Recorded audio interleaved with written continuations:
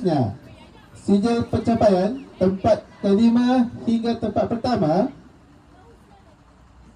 Tempat kelima dipersilakan pasukan Kadet Bomba dan Penyelamat Malaysia.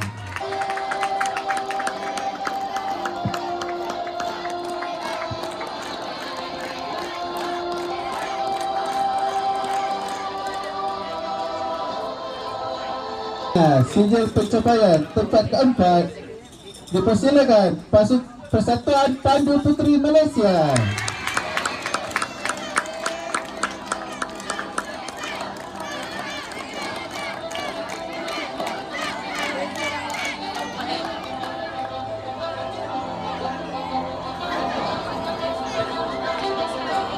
Tinggal 3 pasukan sahaja lagi. Dipersilakan tempat ketiga Persekutuan Pengangkat Malaysia dengan jumlah markah 35 dan 37%.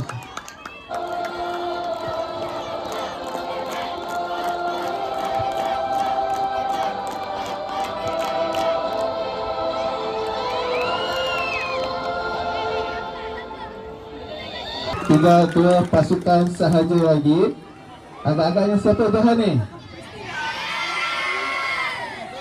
Baik.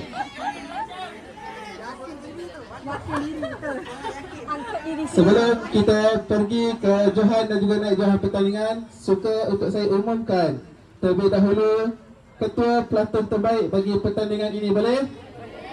Baik, untuk makluman semua, ketua pelantun kita tahun ini ada 2 orang, iaitu Naib Johan dan juga Johan. Jadi, Naib Johan ketua pelantun terbaik dipersilakan daripada pasukan Kadet Polis Malaysia.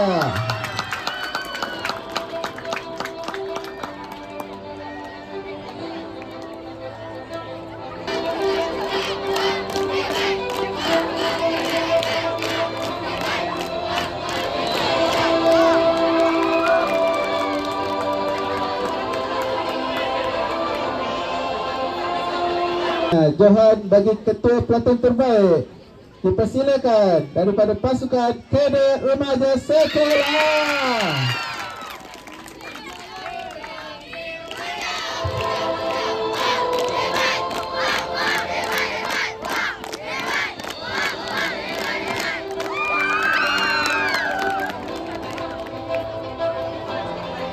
Dan juga Nek Johan. Awak nak Johan dulu ke Nek Johan ni?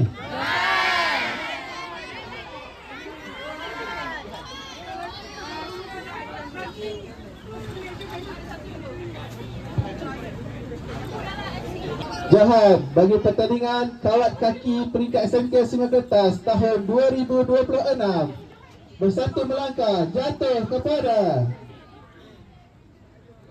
pasukan Kadet Remaja Sekolah.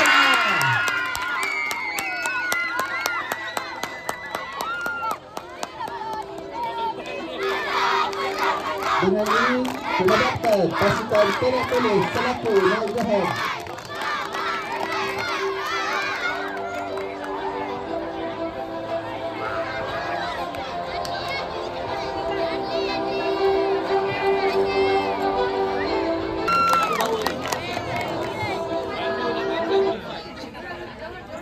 Baik, tahniah pasukan Kadet Remaja Sekolah. Dipersilakan pula pasukan Kadet Polis untuk tampil ke hadapan bagi menerima hamper, medal dan juga sijil pencapaian.